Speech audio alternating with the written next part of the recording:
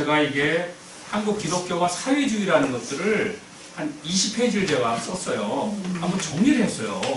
그 공산주의가 뭐고, 개념이 뭐고, 또 한국의 공산주의 역사, 언제부터 공산주의가 들어왔고, 또 거기에 핵심적인 역할을 하는 사람들은 누군가, 그리고 오늘날에는 왜 이렇게 이념 문제로 갈등이 있는가. 네? 지금 감옥에 갔지만은 정광훈 목사 같은 경우 광화문에 나오면 문재인 대통령 간첩이다라는 거예요. 네? 뭐 신용복이라든가 또 김원봉이라든가 또 윤희상 그걸 하면서 간첩이라고 계속 하니까 또 우파들은 또 그런가 보다 하고 또 문재인 대통령 지지하는 분들은 저 명예훼손을 고발하고 너무 이게 좌우가 이제 분리가 된 거예요. 그래서 이 복음이 들어온 이 민족이 왜 이렇게 우리가 이렇게 살아야 되는가? 왜 이렇게 나눠야 되는가? 제가 그래서 이번에 그 보성에 갔었는데 보성 갔더니 거기 또 서재필 그 박사가 그 기념관이 있어요. 그분이 거기 출신이더라고요, 보성에. 그러니까 이 서재필 씨가 그 참 정말 대단한 사람이라고요. 제가 이번에 보니까 잠깐 얘기하면은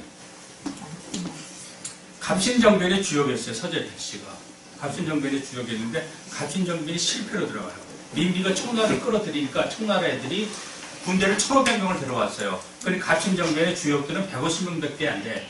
네? 그러니까 그것도 서재필이가 자기 이제 그 데리고 있었던 밑에 이제 사관학교를 만들려고 했었거든요. 신식군이. 그 150명밖에 안 돼. 이 150명 갖고 쿠데타를 일으킨 거 쉽게 말하면 그 되냐고 그게. 그 민비가 가만히 있냐고. 네. 안 돼가지고 안 되니까 이분이 이제 일본으로 도망을 가요. 또 일본에서 또 사람 차별하고 하니까 미국으로 이제 망명을 해요. 미국 가니까 최초의 거의 한인이야. 최초의 영주권자인데 가니까 또 차별을 해. 거기에서. 근데 거기서 언더우드. 참 내가 그래서 난 이따도 좀 얘기 좀 하겠지만은 선교사들이 너무나도 대단한 거예요. 언더우드가 자기 형한테 전화를 해서 서재필 씨를 좀 도와달라고 이랬다니까. 처음 알았죠. 언더우드는 한국에 있는데. 그래도 동부에서 서재필이가 거기서 정착을 하게 돼요. 정착을 하게 돼가지고 좋은 사람을 만나. 펜실베니아. 좋은 사람을 만나가지고 서재필이가 학교를 들어가. 머리가 너무 뛰어나니까. 야, 나는 우리나라 사람들이 서재필이가 과거 극제하거든요. 그러니까 과거 극제인데 미국 대학 들어가지고 머리가 뛰어나니까 3년, 4년 마칠 걸 1년에 졸업을 하는 거예요. 1년에. 그러니까 나는 우리나라 사람들 다 그냥 보냈으면 좋겠어요, 외국에. 그리고 한자 배우다가 ABC다 알파벳 외우니까 이게 아무것도 아니거나 이게. 하늘천 따지 가무련 누르왕 그것만 외웠지. 과거 보려면 뭐 사서삼경이라든가 대학이라든가 다 외워야지 붙거든요. 이거 어렵잖아요. 이거 하다가 뭐 헬라어, 라틴어 전부 다 1등이야, 서재필이가. 그래 누워서 식은 죽 먹게 해보니까 한자 배웠다 보니까 그러니까 우리나라 애들 다 보내야 돼, 외국에. 진짜요. 제가 우리 딸이 미국에서 왔다 오니까 7년 동안 미국에 있다 오니까 한국에 와가지고 중학교 1학년에 들어갔는데 중학교 3학년 고1까지 다녔는데 아이가 거의 꼴등이야. 그리고 한 55명인가 근데 54등이야. 그것도 한 명한테 결석해가지고 거의 꼴등이야. 꼴등. 안 되는 거야 이게. 이게 학원 가고 하니까 너무 빠른 거야. 또 미국보다도 이게 앞서 있어 이게. 한 1년에 앞서 있는 것 같아 우리나라가. 같은 수학의 애들에도 너무 빠르게 도무지 쫓아가지도 못해. 한글도 안 되지. 그래서 제가 기도를 했어요. 하나님 이게 한영 외고를 가게 해달라고. 외고를 가게 해달라고. 막 기도를 했어요. 영어권 가게 해달라고. 근데 외고 쳐서 또 떨어졌어. 이게 안 된다니까. 그러니까 영어만 갖고는 한영 외고를 못 들어가더라고. 이게 역사, 뭐 다른 것까지 다 공부해야 되고, 그러고 알고 봤더니 아이들이 미리 이제 문제를 다 풀고 있는 거예요. 학교랑 이제 학원과 이제 어느 정도 결탁이 돼 있던 모양한테 미리 다 해가지고. 어쨌든 떨어졌어. 원래 떨어진 사람들 좀 말이 많잖아. 그래가지고 제가 기도를 했어요. 하나님. 영어권에서 공부하게끔 해달라고 이렇게 하는데 왜 안 됩니까? 계속 기도를 했더니 그때 지하철에서 확실히 보면 하나님이 살아계신 거예요. 지하철에서 우연히 어떤 외국인 여자가 내 옆에 있더라고요. 예. 그래서 저는 항상 외국인이면 흑인이고 백인이고 얘기를 시켜요. 왜냐하면 영어를 잊어먹지 않기 위해서 프랙티스 해야 되는 거예요. 그럼 저 혼자 그러니까 뭐 어느 나라 사람이냐 하면 혼자 막 떠드니까 그럼 자동 히어링은 되잖아. 혼자 떠드니까 걔네들 혼자 떠들거든요. 말만 시키면은. 그래가지고 그러니까 그 아메리칸 올 카네디안 그 물었더니 참 마침 옆에 자리가 내가 앉을 자리인데 프리즈 해보시 그랬죠. 네가 앉아라. 그 여자가 앉더라고요. 그래서 내가 물었죠. 아메리칸 올 카네디안 하니까 니가 그러더라고요. 둘 다 아니다. 그럼 어디 사람이냐? 그러니까 나는 핀란드 사람이래. 핀란드. 그래서 핀란드 사람이 그러면 여행객이냐 비즈니스 하는 사람이냐 뭐 학생이냐 물었더니 자기는 핀란드 대사관 직원이래요. 네. 그래서 제가 또 영어를 하니까 그래서 니네 나라는 교육을 어떻게 하냐. 나는 우리 딸이 미국에서 와서 영어가 한국말 너무너무 힘들어서 아주 어렵다. 했더니 이 여자가 재밌는 게 자기가 교보문고 핀란드 대사관에 있으니까 네가 필요하면 오래. 그래서 우린 또 그렇잖아요. 부름받아 나서는 거. 어디든지 가잖아. 그래서 딱 갔어요. 딱 가서 했더니 이 여자가 핀란드와 관련된 모든 인포메이션을 주는 거예요. 영어로 우리도 영어로 공부하는 데가 있으니까 네가 필요하면 그거 가져라. 그래서 이제 정보를 갖고 왔는데 제가 핀란드 아는 사람이 없잖아요. 하나님이 역사는 한 것 같아. 내가 보니까 기도하니까 핀란드 갈 수 있도록. 또 한편에서는 땅크가 이리로 증인되달라고 기도하니까 거기 땅크시거든요. 근데 하니까 제가 기도를 했더니 아는 사람도 없고 정보는 있는데 근데 인터넷 찾아보니까 거기 핀란드에 그 한인 회장이 황대진이랑 같은 황씨예요. 네, 같은 황씨라고 전화했더니 너무 좋아하는 거예요. 이 사람이 사기를 당했나고 한인한테. 황씨는 사기를 안 친다고 뭐든지 도와주겠대. 그래서 이 사람이 갔더니 그래서 또 우리 그런데 또 제가 전에 부름받아 놔서 아골골짝 빈들은 안 가고 그런데 가잖아요. 그래서 갔죠. 갔더니 삼공수 태권도 사범했었는데 전두환정부 때 이 사람이 거기 가가지고 정신병자나 이런 애들 태권도를 가르쳐서 굉장히 이 아이들이 업그레이드가 된 거예요. 그러니까 국가에서 대통령 상을 준 거예요. 대통령 상을 받으니까 소수민족이 국회의원 공천을 받았어요. 헬싱키에서. 결국은 떨어졌는데 지구당 위원장이에요. 왜 사람이 없으니까 한인이. 지구당 위원장이라는 게 힘이 막강한 거예요. 그래서 왜 왔냐 하니까 나 이게 좀 우리 딸 학교를 좀 보내려고 하는데 영어 학교 지금 있느냐. 이 어디 학교가 있다고 그 교장이 마침 자기 친구라는 거예요. 자기 친구예요. 그러니까 그래서 한번 같이 학교를 가재. 학교를 갔죠. 그래서 내 딸 입학시키는데 가능하냐 이제 얘기한 거예요. 그러니까 이제 교장이 우리 딸이 영어를 잘하나 못하나 테스트하려고 학교를 이렇게 이제 끌고 다니는 거예요. 자기가 영어를 하면서. 영어를 미국에 있었으니까 자기보다 더 잘하지. 그리고 이제 그럼 시험을 보겠대요. 리튼 시험을. 시험을 딱 봤더니 100점이야. 왜? 한국에서 문법 공부만 가르치잖아. 그러니까 문법은 도사야. 또. 이것도 100점이야. 한국에서 꿀teg했는데 얘가 어디가 딸이 엑셀런트 하대요. 야, 그러니까 사람이 물을 잘 만나야 되겠다. 네, 여기서는 공부 못하고 맨날 얻어맞고 막 그랬다니까. 네, 거기 가니까 엑셀런트 해가지고 그래서 거기 핀란드에 거기 그래서 간 거예요. 그래서 제가 느낀 게 그때 한국에서 핀란드 교육이 굉장히 좋다 막 그랬잖아요. 근데 좋은 뭐 하냐고 다 그림했다겠네. 이거를 그 실물을 먹을 수 있는 떡으로 만드는 게 또 신앙이잖아요.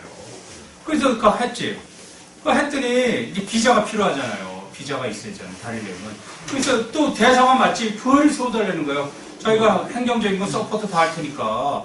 그래서 교회를 또 세웠죠. 개척을 했죠. 그래가지고 이제 정식 신청하니까 비자가 나오잖아요. 노동 비자가. 그러니까 아예 그냥 정상적으로 또 공부하고. 또 핀란드는 모든 교육이 다 공짜예요. 국가 헌법이 교육에 대해서는 외국 사람이 누구고 돈을 안 받는 게 국가 헌법이에요. 우리나라의 국가 헌법을 이렇게 만들어야 돼. 네. 또 우리는 공짜를 좋아하잖아 또.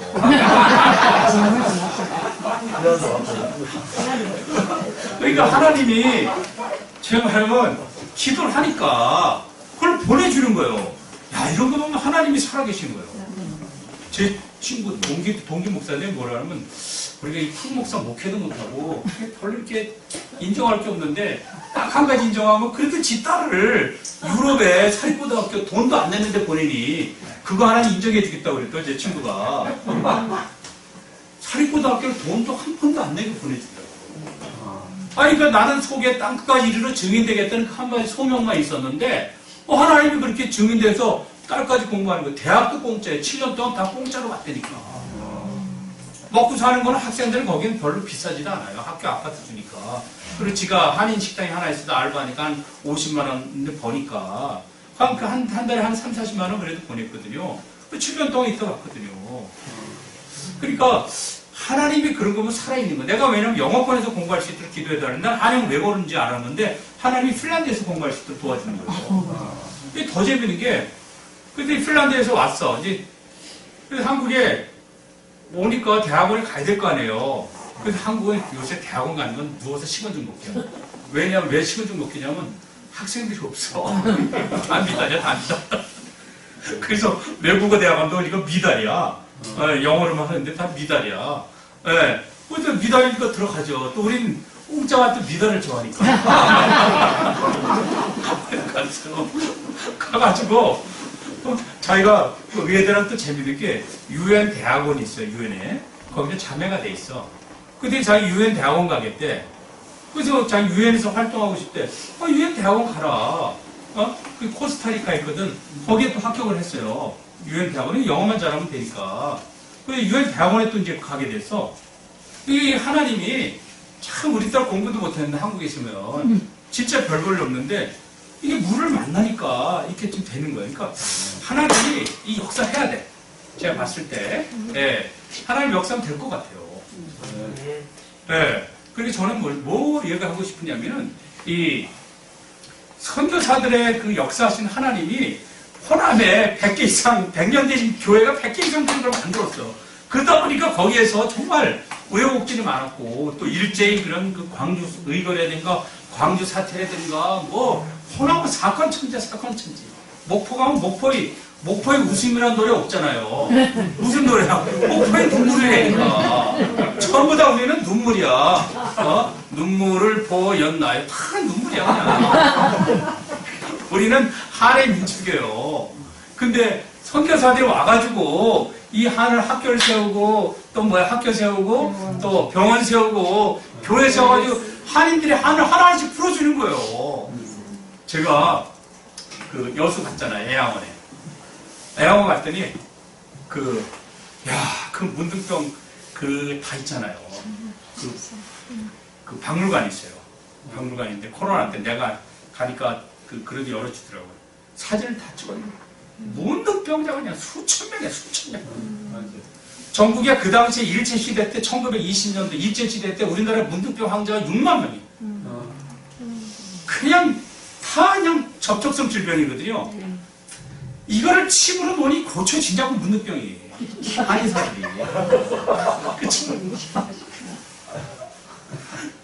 그 선교사들이 우리는 어렸을 때 문둥병 나타나면 막 돌 던지고 막 그랬잖아요.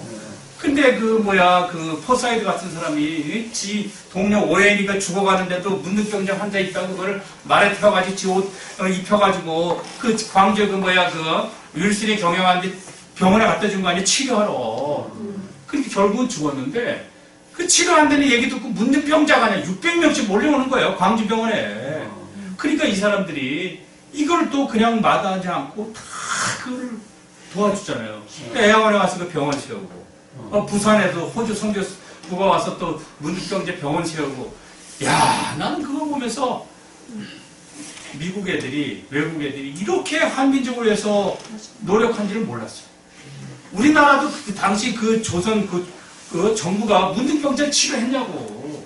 다 그냥 묻고 있잖아요. 따로 격리시켜고. 근데 외국 애들이 와서 이렇게 한 거예요. 난 이때 느낀 게 이게 기독교 국가구나. 값없이 와서 그냥 다 주는 거예요. 전주 예수병원에 하루에 오는 환자가 3,500명이에요. 인골드 여사가 초가집에서 시작했어요.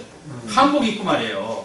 인골드 여사가 자기 그때 대학을 수석으로 졸업해요. 마이애미 무슨 의과 대학인가 수석으로 졸업해요. 윌슨 워싱턴 대학 애양원 초대 의장도 그 병원장도 수석으로 졸업을 해요. 이런 그 엑셀런트한 사람들이 한국에 온 거예요. 오엔도 의료 선교사 오엔도 예, 이런 사람들이 와가지고 복음을 주고 또 병을 고쳐주고 지금 예수병원 없으면 전주는 망해. 3,500명이면 어마어마한 큰 기업이에요. 그렇죠? 누가 지었냐고. 선교사들이었어요. 연세대학교 거기는 병원 그 매출액이 1조가 넘어. 연대 세브란스 누가 지었어요? 다 선교사들이. 그럼 선교사들이 난 정말 훌륭한 게 야, 이들이 단지 이렇게 병원만 지어도 실험을 해주는 게 아니라 그 로제타 해수 같은 경우는 그렇더라고요. 한국 사람을 미국에 보내. 그리고 자기가 양의학을 가르쳐. 양의학을. 거기서 다 가르치는 거예요. 그러니까 거기서 이제 그때 이제 이제 한국에 이제 의과대학이 이제 설립이 되는 거죠. 가르치는 거예요. 그러니까 나는 그래서 이 코로나를 우리가 이렇게 잘 극복할 수 있었던 것은 이미 미국 선교사들이 와서 100년 전부터 잘 가르치고 있기 때문에 그 노하우라든가 다 그게 축적이 돼가지고 지금 우리가 이렇게 예방을 잘하는 거지 무슨 뭐 우리가 지금 현재 뭐 정부가 잘해서 그건 아니라고요. 저리 내려온 그게. 근데 나는 이 선교사들이 위대하다. 저는 이제 그걸 드리고 싶은 거고 결국은 예수 믿는 사람들은 항상 사람을 살리는 거예요. 하다못해 문둥병자도 살리는 거예요. 그렇죠? 그래서 저희도 제가 아까 얘기했잖아요. 명석에 나랑 상관도 없어요. 어떻게든 나는 뭐 어쩌고 세습하죠. 교회를 살리자 일단 살려놓고 보자고 그래요. 네, 살려놔야지.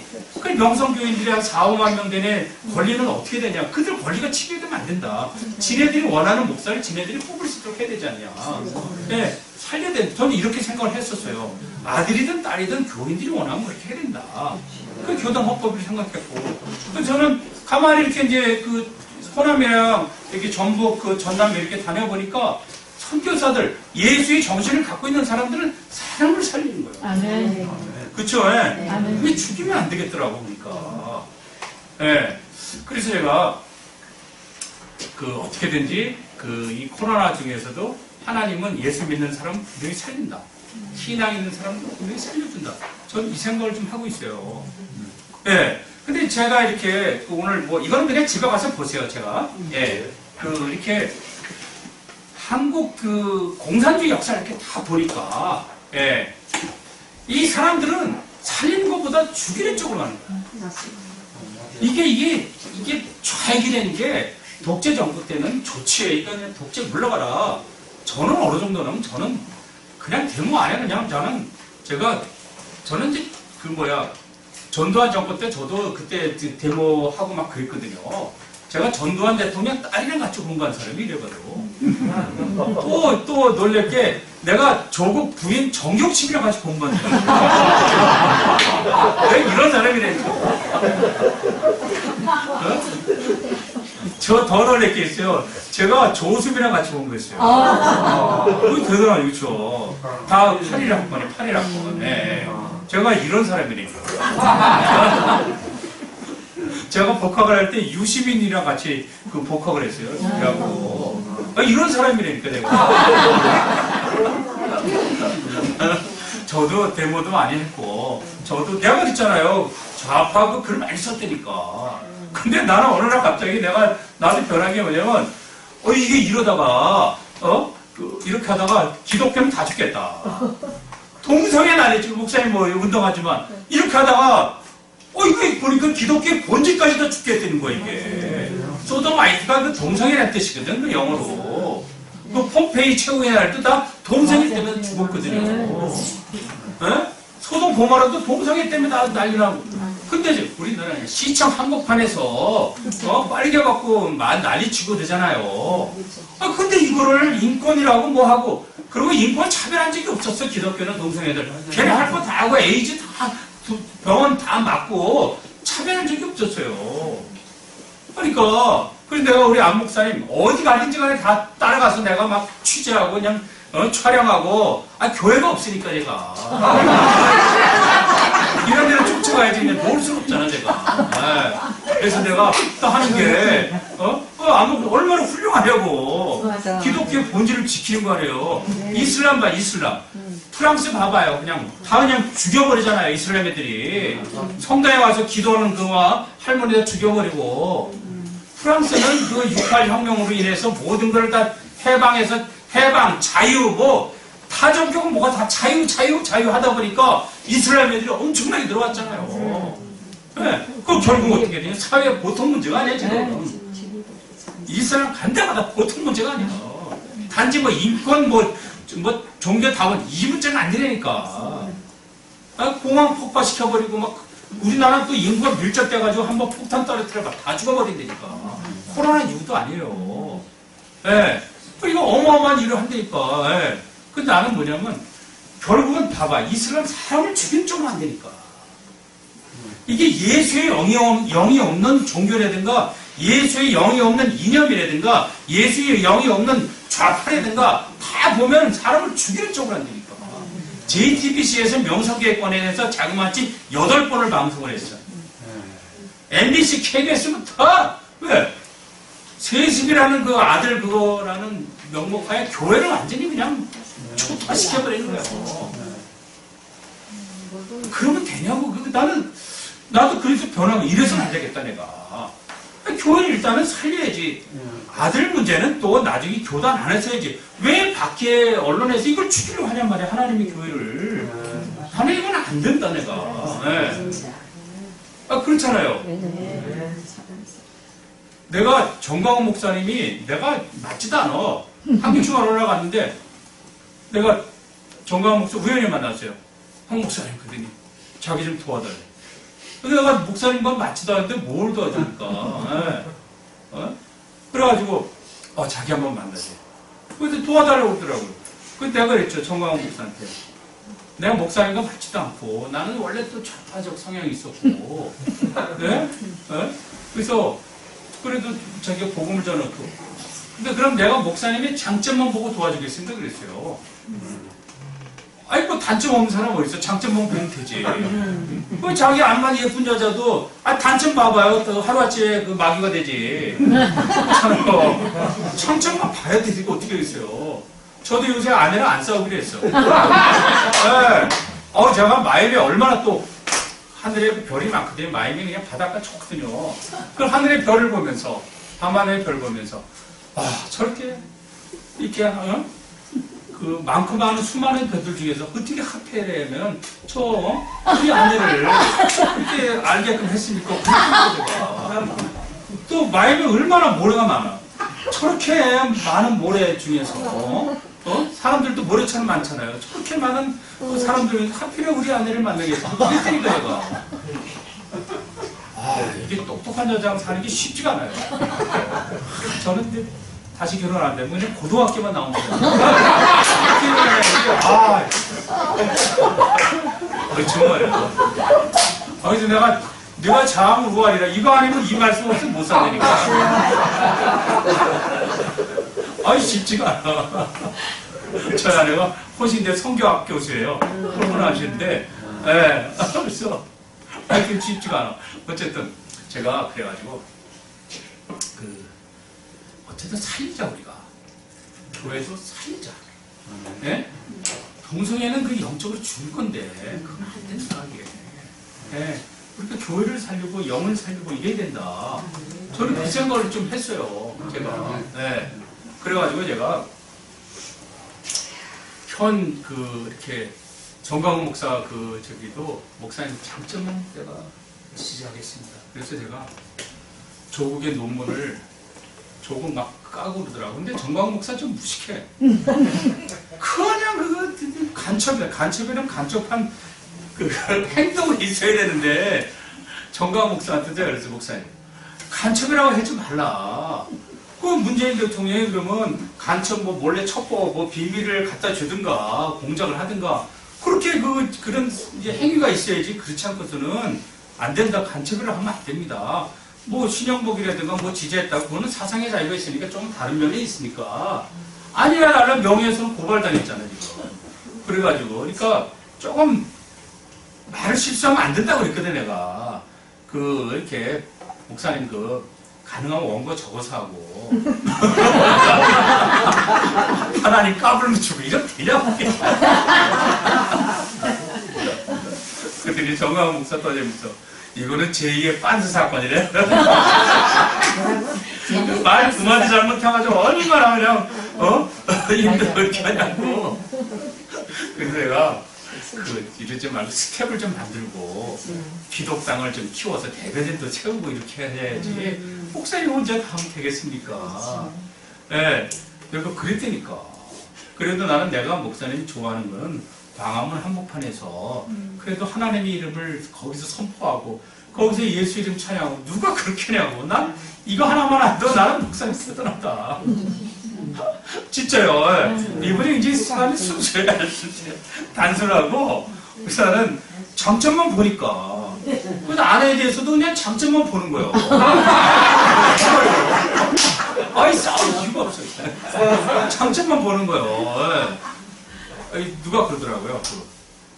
자기는 부인과 하나도 안 싸운데 그래서 왜 안 싸우냐 했더니 보통 싸우는 이유가 집안에서 이렇게 집안 일을 결정하고 이것 때문에 보통 많이 싸우는데 자녀 교육 문제, 돈 문제 뭐 이런 거 결정할 때 아내가 결정해야 되는데 남편이 자꾸 끼어드니까 많이 싸운다고 하더라고요. 그래가지고 그래서 안 싸운다 그래서 한 목사님 그럼 당신은 무슨 결정하느냐 했더니 자기는 남북통일 같은 거 결정한다.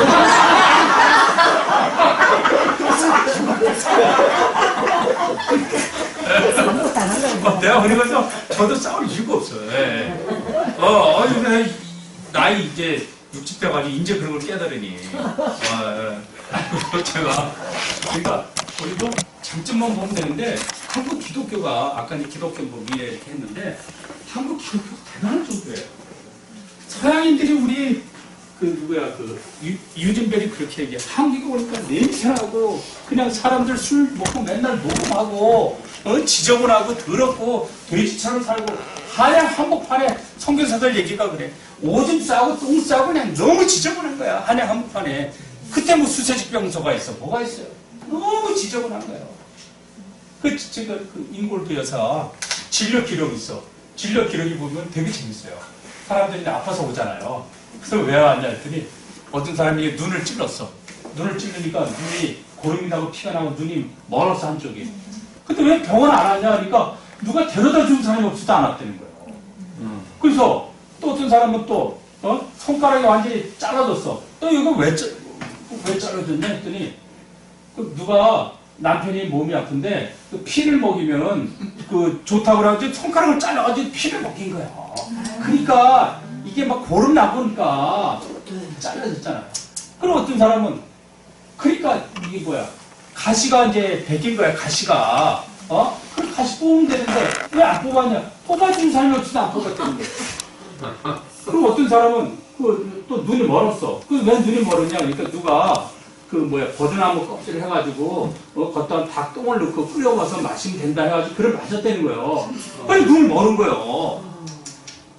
이런 사람들이 전부 다 그냥 다 미신에 입각해서 진료 기록 보면 상상을 초월한다니까요. 네, 그래가지고 근데 그 사람들 다 고쳐주는 거야. 네? 그리고 인골드 여사 보면 자기 딸이 죽어. 2명인가 죽어. 딱 호신대 가면 동상에 다 묻혀 있어요. 선교사들 전킨이나 이런 사람들 있잖아요. 애들이 셋이 죽어 3명씩. 다 죽어. 또 어떤 사람은 유진별은 또 부인도 죽잖아요. 그렇죠? 2번, 3번 결혼하는데 유진별 같은 경우는 아니 풍토병으로 다 죽는 거야. 근데도 이 고국을 위해서 헌신 봉사하는 거예요. 아까 제 서재필 얘기했단 말이었죠. 서재필이가 갑신정변도 미국 가니까 조선 조정에서 있잖아요. 서재필이 부인한테 독약을 먹여. 먹고 자살하라고. 독약 먹고 죽어. 서재필이 애가 2살짜리 딸이 있어요. 엄마가 독약 먹으니까 젖 먹고 있잖아. 젖 먹잖아. 독약이 나올 거 아니야. 2살짜리 또 죽어. 서재필이 양아버지가 있어요. 양아버지는 노예로 만들어버려. 서재필이 친아버지가 있어. 친아버지는 완전히 자살해주고. 서재필이 형도 자살해주고. 친인척 전부 다 이제 초토돼버려. 근데 서재필이가 외국 가가지고 미국 여자랑 결혼했는데 돈을 벌어. 문방구하고 의사에서 돈을 버는데 하늘 독립자금한다고 돈을 다 벌어. 그리고 떠난 지 10년 만에 이제 3일이 됐어. 3일 했는데 한국에 와. 한국에 와가지고 이미 기독교인이 돼서 서재필이가. 이 나라를 용서한 거예요. 와가지고 말이야. 한국에 와서 독립문을, 원래는 영문문, 모화문이었거든. 중국 사신제 방문 그 기념한다고 해서 줬어. 이거 사대입니다. 다 털어버리고 독립문을 세워. 보수행하면 그대로 그걸 재현시켰어요. 그리고 또 하나 서재필이가 또 독립신문을 만들어. 그걸 있잖아. 영문, 한문 같이 만들어. 영한을 같이. 야, 나는 이거 보면서 이 사람이 좀 크리스찬이 돼가지고. 그래서 1948년에 미국 하지 중장이 대통령을 모셔. 대통령 하라고. 서재필이가. 야, 이게 기독교인들은 자기를 그렇게 다 가족, 일가족 몰살시켰는데도 자기 국가를 살리겠다고, 기독교인들이. 우리나라 최초의 의학 박사예요. 서재필이가. 이게 호남 출신이에요. 보성 출신이에요. 그러니까 나는 그렇게 생각해. 그러니까 이 땅에 100여 개의 교회를 세웠잖아요, 여기에. 호남에. 그러니까 정말 의학 박사 나오지, 노벨상 나오지, 훌륭한 사람들 많이 나오는 거예요. 하나님이 많이 주는 거예요. 물론 충청도도 그렇고, 여기도 뭐 방지문이라든가 다 일찌감치 교회를 받아들이. 우리나라가 무슨 유엔 사무총장이 어떻게 나오냐고, 우리나라가. 그쵸, 안 그래요? 얼마 몇십 년 전까지만 해도 못 먹고 못 살았잖아요. 다 우리 어렸을 때도. 저는 그래도 신발 가게 가가지고 흰 고무신 신고 다녔어요, 저는. 여기 뭐 다른 목사님들 검은 고무신 신었을까요? 저는 흰 고무신 신었어요. 그래가지고, 야, 이런 나라에 유엔 사무총장이 나오는 거예요. 그쵸? 하나님의 복을 줬다니까요. 이런 나라에 무슨 BTS가 빌보드 차트, 빌보드라고 우리 이름도 몰랐잖아, 어렸을 때. 그쵸? 빌보드 무슨, 비르빌거렸지, 무슨 빌보드. 야, 빌보드 차트에 그냥 비틀즈보다 더 인기가 있는 거예요. 그렇잖아요. 어렸을 때 여러분들 썰매 탔잖아, 썰매. 자, 봐요. 스케이트 타는 법을 아니까 김연아가 나오는 거 아니야? 그렇잖아요. 머리핀 이관왕이 나와. 자, 손흥민이 지금 어쨌든 EPL 지금 1위야, 골 1위야. 근데 나는 이렇게 손흥민이 또 얼마나 기독교냐. 선교사들의 신앙을 그대로 물려받은 거야, 손흥민이가. 그쵸? 나는 이게 너무나도 위대한 거예요. 솔직히, 여기 3대, 4대째 되는 분들 있잖아요. 할아버지 때부터. 다 잘 됐어. 다 잘 됐어. 나도 우리 아버지가 예수를 안 믿어가지고. 이 모양 이 꼴인데. 나도 아버지가 예수 잘 믿고 했어봐. 나도 노예장 되고 지금 좀 했죠. 정말요. 장신대 교수 들어가려면 아버지가 뭐나 돼야 돼. 장로 아니면 노예장 출신이거나 장신대. 실제로 그래요. 아버지 교수 출신이거나. 하다못해 대전신학교에 들어가도 아무나 가냐고. 북한대니까. 진짜요. 나도 우리 아버지가 진짜 아무것도 아니니까. 이러고 사는데. 3, 4대 보면 다 의사, 변호사 다 잘 된다니까. 그쵸? 맞아요. 다 잘 된다니까. 저희들도 이제 우리가 이제 부모부터 있으면 그러니까 아이들이, 유엔 대학원까지 간다니까. 우리야 뭐, 그런데 알았냐고, 대학이. 한국에만 있는 줄 알았지. 그러니까 아이들이 복을 받더라고, 그러니까. 그래서 저는 이제 뭐냐면, 이 민족이 기독교를 폄하시키거나, 기독교를 약화시키거나, 좌의 이념을 앞세운다면은, 하나님이 복을 안 준다니까. 저는 그렇게 생각해요.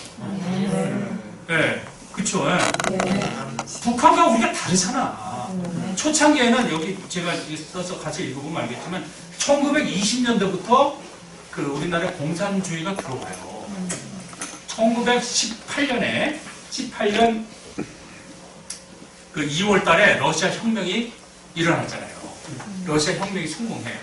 근데 우리나라가 3개월 있다가 공산당을 만들어. 우리나라 사람들이 공산당을. 야, 그러니까 레닌이 혁명 완성하자마자 3개월 있다가 공산당을 만드는 거예요. 고려 공산당을 만든다니까.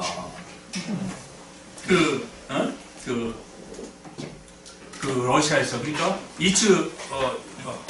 이르츠크프에서 공산당을 만들어. 왜 만들었냐면은 한인들이 이미 러시아에 20만 명이 살고 있었어요. 조선시대 말기부터 너무나도 그 가염 주고 그냥 착취, 수탈이 심하니까 러시아로 다 이민을 가버린 거야. 특히 함경도에 그쪽에 북한에 있는 사람들이 20만 명이 이민을 가버렸어요. 그때 만주에도 우리 상해 쪽에 너무 일제히 수탈이 심하니까 20만 명이 만주에 이민을 가. 만주는 나중에 이제 100만 명까지 올라가거든요. 그러니까 러시아 가니까 그때 잘 살았잖아요. 잘 살았거든. 그러니까 먹고 살기 좋고 잘 사는 거야. 그러니까 또 혁명이 났거든. 그래서 바로 거기서 공산당을 만들어요. 이르츠크프에 공산당을 만들어. 여기에 박헌영이가 또 가담을 해요. 그리고 여운형이도 여기에 가담을 해. 그러니까 우리나라 공산당이 이르츠크프 때 됐다니까. 1918년부터 계속된 거예요. 그러니까 그때 그러니까 뭐냐면 제가 잘 들어야 되는 게 이미 그때는 선교사들이 들어와가지고 복음을 막 전할 때잖아요. 또 1907년 대학 부흥운동이 일어났잖아요. 그러니까 막 그 부흥운동 한쪽에서는 일어나지 그 호남만 해더라도 1985년 동학혁명이 일어났을 때 1984년에 동학혁명이 일어났고 85년도에 선교사들이 들어와서 막 복음을 전하잖아요. 다니면서 막 그냥. 그래 우리는 그때야 그러니까. 그런데 막 뭐 복음 때문에 교회 학교도 세우고 막 사람들이 병거치 받고 많이 되잖아요. 그 한쪽에서는 성령의 역사가 나타나는 거고, 근데 다른 쪽에서 항상 어두운 건데 그 가라지에 씨앗을 뿌리는 거예요. 좌에게 씨앗을 뿌렸다니까. 맞잖아요. 네.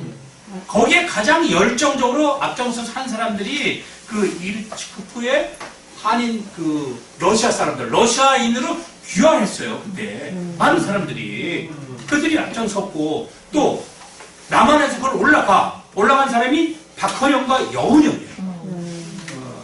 그들이 여기서 공산주의를 배워와가지고 여운형이 내려오잖아요, 한국에. 또 그 건국준비위원회 회장이 여운형이에요. 그 해방되자마자 만든 게. 근데 여운형은 목사야. 평양신학교를 졸업했다니까. 승동교회 출신이 승동교회. 승동교회 옆에 연동교회 있잖아요. 서울의 승동교회 출신이요. 박헌영에도 승동교회에서 영어 성경 공부를 해. 영어 배우기 위해서. 다 교회를 나왔다니까요. 근데도 그들이 올라가. 그래도 여운형은 끝까지 신앙을 안 버려. 끝까지 이제 반은 공산주의가 젖어 있었고, 반은 신앙을 갖고 있었어요. 네. 근데 또 한 끝에, 야, 우리만 만들지 말자. 상해에 이제 일제 항일 투쟁하던 사람이 있었어요. 그 사람이 누구냐면 이동휘가 있었어요. 임시정부의 초대 국무총리였었어요. 신앙이 되게 좋았어. 전도사급이었었어요. 굉장히 신앙이 좋았어요. 이동휘가. 근데 이 사람들이 우리의 신망을 갖고서는 안 된다. 그러니까 당시에 뭐가 문제였냐면 지금도 우리가 이제 3.1운동 이렇게 기념도 하고 그러는데 당시에 항일 투쟁을 하던 사람들, 이 사람들은 3.1운동은 너무나도 실패했다. 그러니까 이 비폭력 갖고는 사람 희생만 당하지 이게 일제를 우리가 이길 수가 없다. 일본을 우리가 해방할 수 없다. 이렇게 생각을 했어요. 그 김일성도 그렇고 여운형도 그렇고 박헌영도 그렇고 3.1운동은 실패의 운동이다. 이렇게 냉정하게 판단했던 거. 너무 많이 죽었어 사람들이. 예, 어떻게 보면 우리나라에서는 할 수 있는 게 없었어. 3.1운동 그렇게. 그렇잖아요. 예, 그러니까 이 사람들은 3.1운동 갖고 안 되고 무장 투쟁을 해야 된다. 이렇게 하기 위해서는 우리의 힘 갖고는 안 되니까 러시아 힘을 빌려야 된다. 그때 마침 이제 이동희가 그래 우리도 그래요. 그러니까 공산당을 만들자. 그래서 고려공산당을 만들어요. 그러니까 이르츠크프 공산당 만든 다음에 바로 3개월 있다 고려공산당 만들어요. 공산당이 두 군데야 그러니까. 그래가지고 레닌이 여기에 자금을 줘요. 레닌이 돈을 준다니까 레닌이. 야 근데 재밌는 게 여러분들 레닌 얘기는 들었잖아요. 막스 레닌. 근데 거기에 박진순이라는 사람이 있는데 이미 소련인으로 귀화해서 모스크바 대학을 나왔어. 그래가지고 레닌 옆에서 제가 보면 있어요. 레닌 옆에서 사진 찍는 장면도 찍혀 있어. 그렇게 레닌을 아주 갖고 있어, 한인들이. 모택동은 그래 5년 있다가 만들어. 우리나라가 훨씬 중국 공산당보다 우리가 더 빨랐어요. 모택동은 1925년에 그때 공산당을 만들어. 우리보다 늦지. 그러니까 한인이 더 빨랐다니까, 공산당이. 네. 그래가지고 이제 어쨌든 거기에 해서 그게 이들이 박헌영과 여운형이 한국에 와. 그래서 거기에서 이제 많이 이제 전파했을 거 아니에요. 근데 한국 사람들이 공산당에 많이 가입을 해. 처음에는 뭐 13명, 15명 가입했는데, 고려 공산당 나중에 6,000명, 7,000명 되는 거예요. 왜 그렇게 가입을 했냐면, 공산당은 우리가 지주로부터 땅을 뺏어서 니네한테 무상으로 주겠다. 이랬거든. 무상 분배 다 해주겠다. 실제로 러시아는 많이 그렇게 해서 땅 문제를 많이 나눠줬어. 네, 평등이니까 공산당은. 북한도 많이 나눠줬어. 그러니까 그때 우리나라 이렇게 도표를 보면은 지주들 약 6%가 지주 6%가 우리나라 전체의 60%의 땅을 갖고 있었어요. 그러니까 지주들이 다 갖고 있는 거야. 그러니까 소작이들은 얼마나 화가 나겠냐고요. 그렇죠? 지금도 마찬가지야. 우리나라가 지금도 20%가 우리나라 그 전체의 재산을 다 갖고 있어. 나머지 우리 민중들은 60, 70% 민중들은 진짜 아무런 재산이 없는 거 아니에요. 20, 30%가 우리나라 재산을 다 갖고 있어요. 네. 그때나 지금이나 별 차이 없어요. 자, 그래가지고 그때 소작인들이 너무너무 많았어요. 그러니까 7, 80%가 소작인데 땅은 갖고 있는 게 그들이 갖고 있는 땅은 진짜 10%도 안 되는 거예요. 전부 다 그냥 지주들이 다 갖고 있는 거예요. 지주들이. 그러니까 땅을 그냥 준다고 하니까 얼마나 좋냐고. 그래서 공산당을 가입을 하고 다 공산당을 넘어간 거예요. 그리고 그 당시에 똑똑한 사람들은 대안이 일제 갖고는 안 되니까 공산당이 대안이다 생각을 했어요. 너무 희망이 없었으니까. 그러니까 뭐 우리도 그렇잖아요, 보통. 뭐 일제가 희망이다. 그래서 많은 좌익들이 생산된 거예요. 많은 좌익들이. 그러니까 노동자들이 전부 다 노동조합을 만들어, 그때부터. 그리고 공산당 애들이, 왜냐면 노동자의 단결화가 공산당의 목표거든요. 그리고 또 우리나라는 일본을 치기 위해서는 공산당이 필요했어. 그러니까 우리는 민족주의 때문에 공산당을 끌어들인 거예요. 그러니까 이동휘라든가 여운형은 민족운동 때문에 공산당을 끌어들인 거예요. 네. 그래서 근데 이것이 처음에는 지성인들한테 많이 먹게 들어가요. 그러니까 대구의 폭동 사건이라든가 전부 다 그래요. 대구 폭동 사건, 또 여순 반란 사건, 제주 4.3 사건. 이게 보면은 너무나도 많은 민중들이 억울하게 죽었어요. 그러니까 서구 청년자들이 와가지고 저 빨갱이들 해가지고 다 죽인 거예요. 제주도에 3만 명이 죽어. 30만 명이. 근데 10%가 죽어. 10%. 네, 그냥 죽을 사람만 죽어야 되는데 다 조금 좌익과 뭐 연결됐으면 너도 좌익이다. 그냥 불 속에 숨어있는 것 같지만 애고 뭐가 다 죽여버리는 거예요. 여순 사건도 하여튼 여순도 하여튼 2만 명 이렇게 죽어요. 여순도 그냥 다 죽여버리는 거예요. 야, 그러니까 이게 왜냐면 그때는 좌익이 다 퍼져버렸어. 좌익이. 근데 우파나 이런 데는 퍼지지가 않았어. 그리고 교인들은 다 순하고 약하고 순둥이고 내세만 생각하고 이러니까 초창에 그래서 김일성이가 쳐들어왔던 이유가 여운형이야 그래요. 50만 명이 이제 당신이 쳐들어 내려가면 50만 명이 들고 일어난다. 당신 편이다. 50만 명이 전국에서 들고 일어날 거다. 박헌희가 그렇게 얘기를 해요. 근데 김일성은 그 말을 듣고 미국에 내려갔죠. 부산까지 내려간 건 맞아. 근데 갑자기 미국이 나타날 줄 김일성도 몰랐어. 갑자기 미국이 나타난 거예요. 그래 미국이 이제 인천 상륙작전을 하고 하니까 미국이 이제 공산당이 물러갔잖아요. 자, 어쨌든 이렇게 좌익이 했는 굉장히 셌어요. 그러니까 이미 성량이 영도 북한에 들어갈 때 더 강했죠. 북장로에 와서 다 보고마시키고 기믹도 주기처럼 엄청났죠, 그냥. 네? 근데 뭐냐면 가라지가 들어왔잖아요. 어두운 가운데 누군가가 거기다 가라지를 뿌려놨어. 좌익에 가라지를 뿌려놓으니까 이미 다 이거를 좋은 열매까지 다 잡아먹어 버렸어. 북한에는. 예, 역사적으로는 물론 미국이 소련을 끌어들이죠. 일본을 치기 위해서. 그래서 반반씩 나누자고 서로 하죠. 그러니까 신탁 반탁 운동이 있을 수밖에 없었던 게 반 나눠야 될 거 아니야. 소련도 들어왔으니까 지네 반 가져가야 될 거 아니에요. 그러니까 이승만 정권은 반탁 안 된다 하고 반탁 운동을 막 하잖아요. 북진 통일해야 된다 이러고. 예, 그래서 미국과 사이가 안 좋았다고 해, 이승만이랑. 예, 어쨌든 그렇게 됐는데, 근데 그거는 우리 생각이고, 김구의 생각이고, 우리의 생각이고, 안 돼. 왜? 이미 소련과 미국이 결탁을 했다고. 반씩 나눠먹기로. 안 되는 거예요.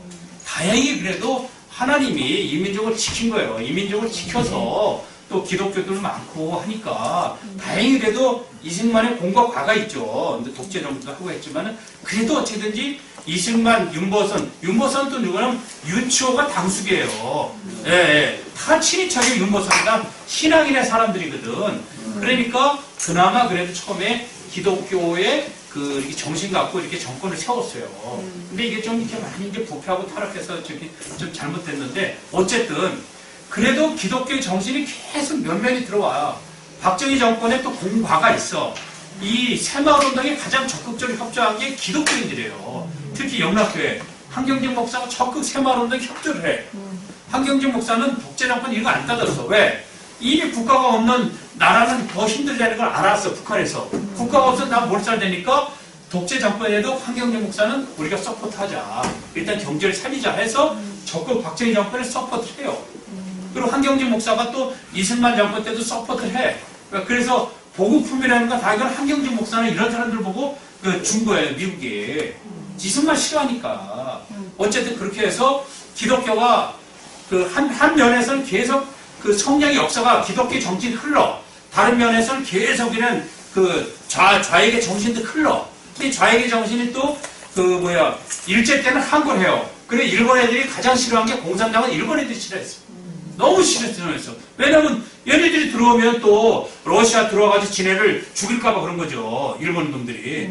그러니까 일제 때는 공산당과 우리 독립군이 맞아 떨어졌어. 민족주의자들이. 같이 일제를 치자. 맞아 떨어졌어. 그러니까 일제가 쳐주고 끝나니까 이제 공산당은 자기 본색을 드러난 거죠. 그리고 북한을 다 먹어버린 거야. 쉽게 말하면. 쳐들어오고. 자, 기독교는 기독교인의 본색을 드러내서 또 근대화 역군이 됐잖아요. 학교, 병원, 기독교인이 없으면 되냐고. 교회가 엄청난 역할을 하는 게 술 먹고 노름하는 사람들이 와서 다 회개하고 변화되니까 근면 절약하고 다 이렇게 하잖아요. 여기 와서 어마어마한 그게 큰 역할을 하지. 술집으로 갈 돈을 건전한 데 쓸 수 있게끔 교회가 큰 역할을 하죠.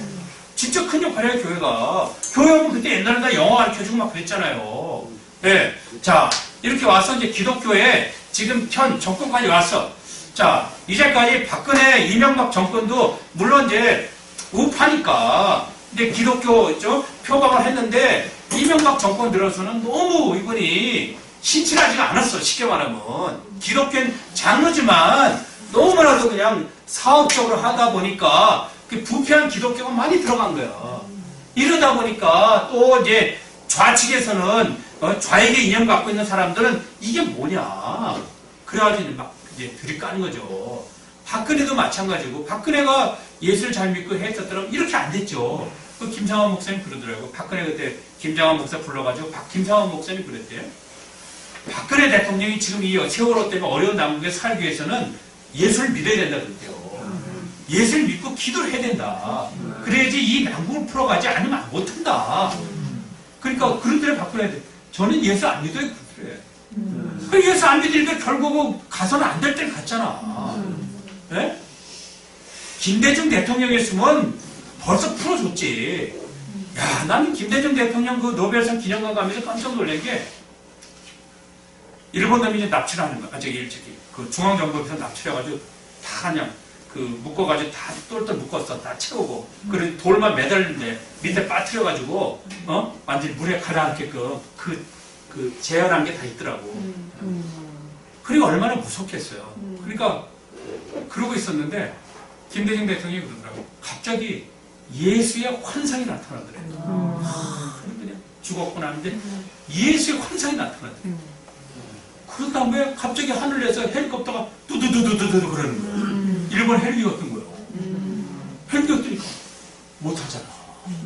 그러지 살아났는데 그 다음부터 이분이 예수를 믿게 돼요. 그래서 예수는 나의 형님이라고 한다고. 그러면서 대통령의 수칙 있잖아요. 이렇게 보니까 거기 가면 있어요.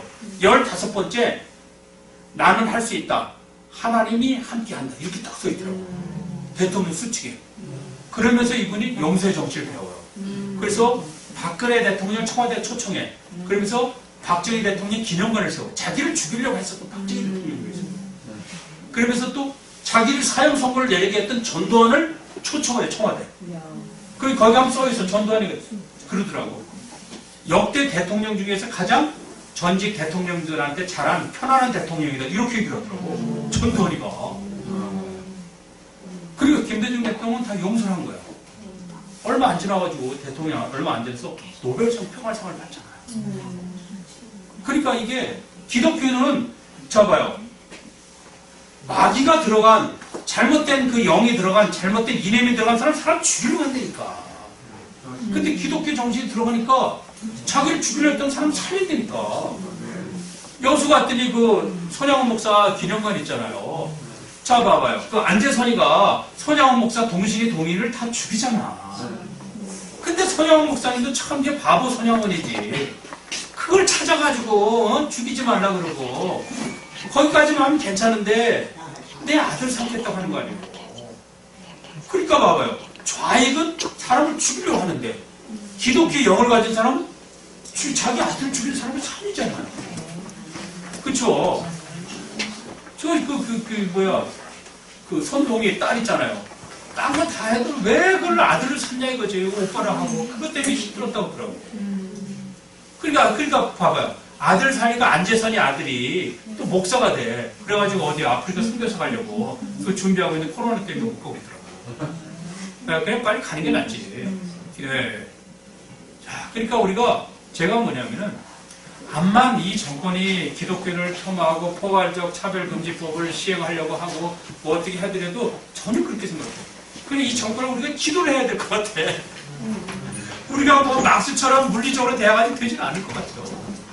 네. 그래서 나는 한국 기독교 아까 미래라고 그러셨는데 한국 기독교의 미래는 우리가 더 기도하고 똘똘 뭉치고 어떻게 되니 더 열심히 하고 복지 정책 잘하고 살리는 있잖아요. 이 정책을 해야 되지 않겠는가. 근데 아까 얘기했지만 동성애나 이슬람은 좀 영이 달라. 네. 투쟁할 건 우리 영적으로 투쟁할 건 투쟁하면서 우리가 해야 할 일을 열심히 하다 보면 하나님이 좀 그쵸 변화시켜 주지 않나 이렇게 생각합니다. 여기까지입니다.